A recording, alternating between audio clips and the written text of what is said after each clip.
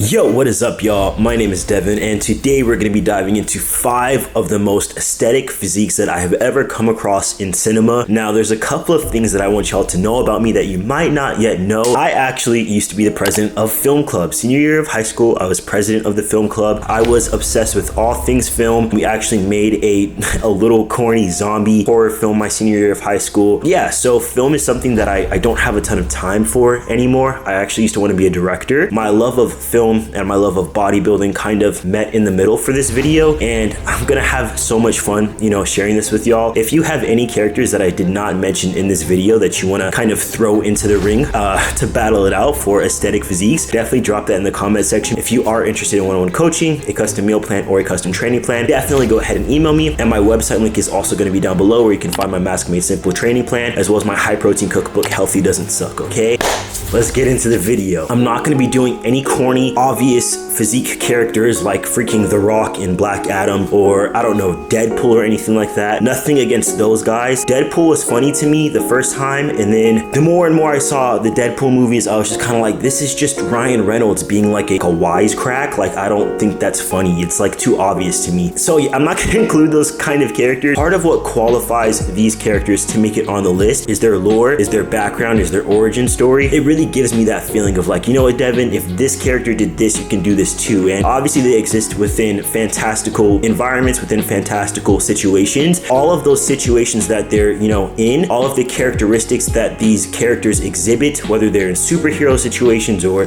fictional situations, they are derived from human emotions. This list is 100% in order of greatest origin story and greatest physique, in my opinion, okay? So the first physique on this list, the first character, is going to be Dr. Manhattan from the movie/show Watchmen. Dr. Manhattan's physique, very round and bubbly shoulders, really broad pecs. He's not too bulky. He's pretty freaking shredded, in my opinion. And he just has a clean, almost like classic physique, Christopher Bumstead physique, in my opinion. Dr. Manhattan's origin story takes place in the 1950s, post-World War II, and he's actually a quantum physicist, if I'm not mistaken. He works in a lab. He forgets his watch in an intrinsic field subtract chamber. I don't know what the hell that is. Pretty much all it means is the guy was vaporized, okay? So he was completely separated, skin vaporized, muscle vaporized, bones vaporized, and it takes him, I think, like 2 weeks, particle by particle, put himself back together. And when he does so, he did what I think any dude would do, and he gave himself the most aesthetic physique of like all time, which was a little bit vain on his part, because it's kind of like Dr. Manhattan, the omnipresent, being, and he gave himself an aesthetic physique. Like, why not make yourself a blob if it doesn't matter, if he's so, such a nihilist? But whatever, that quote, "It hurts to become Dr. Manhattan," probably it did hurt to become him. And the name Dr. Manhattan was actually based on the World War II race to create nuclear arms. If you guys have not seen Watchmen, it is one of my favorite movies of all time. It's very much so darker than DC. There's some essay stuff in there, so definitely, be careful. The next physique we're going to be looking at is the Engineer from Prometheus. They're a race of organisms, of living beings in the Alien/Prometheus universe. Prometheus, as much as this might get tomatoes thrown at me, is one of my favorite sci-fi movies of all time. The meat and potatoes of the movie works, and it's extremely pleasing to the eye. The engineers, they are the creators of humankind. So the opening scene of Prometheus is one of these engineers, and he's drinking some black liquid that essentially breaks down his body down to the very last cell, breaks him apart, disintegrates him, and he just flows into the water, into a waterfall, and that is said to be, within this universe, the beginning of all mankind. Prometheus myth is actually based upon a god who gave humans fire, and the other gods punished him, because it's like, why are you giving the cavemen fire? They don't need that. They're gonna become, idiotic. They're gonna kill themselves. The next physique is gonna be kind of a throwback, right? Wesley Snipes' character, Daywalker from Blade, the vampire hunter. Is that what it's? The vampire hunter, the vampire stalker? Daywalker is half human, half vampire. The opening scene of Blade is one of the coolest, most like trance, rave, I love the aesthetic. Here comes Blade, the vampire hunter, and he just completely saves this guy and slaughters many vampires, and it's so clean. The choreography of the fighting scenes is so clean. It's just an amazing origin story. His physique is very accomplishable, in my opinion. He's bulky, he's not super shredded, he's not, oh my god, jacked on the sauce. It's one of those vampire movies that holds up. Like, I rewatched Twilight with my girlfriend a couple of months ago, and I was like, damn, cringe.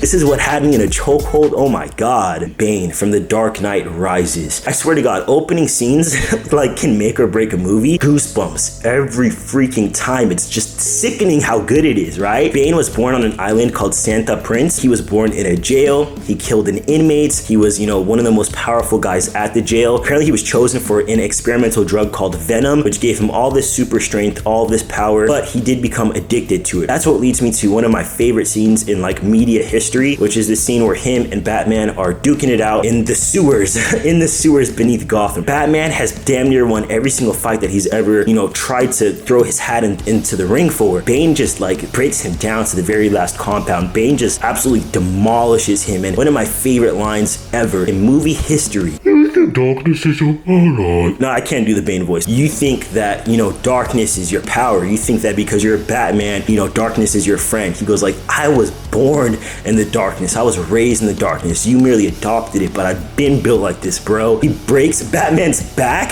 throws him into the sewage, and just like completely discards of him, right? And I think that that is the most savage thing in the world. His physique, again, is like bulky. He doesn't really have abs like that. He just has broad shoulders, insane Bane traps, as I like to call them. It's just an impeccable storytelling. Whatever you're going through might be strong. It may seem like, yo, this thing, this person, this goal, this challenge is too much for me, bro. I have to give up. Like this shit, I'm not gonna overcome it. If you just keep going, maybe if you ask for help when you need it, it might come out of nowhere. You might not expect it. You can't overcome that, right? As corny as it is, all of these origin stories that I laid out for y'all, sometimes I feel like, bro, like, what am I doing? Like, why does it matter? Why does anything matter? And I think if I can get motivated by these stories, maybe something that I do can motivate other people.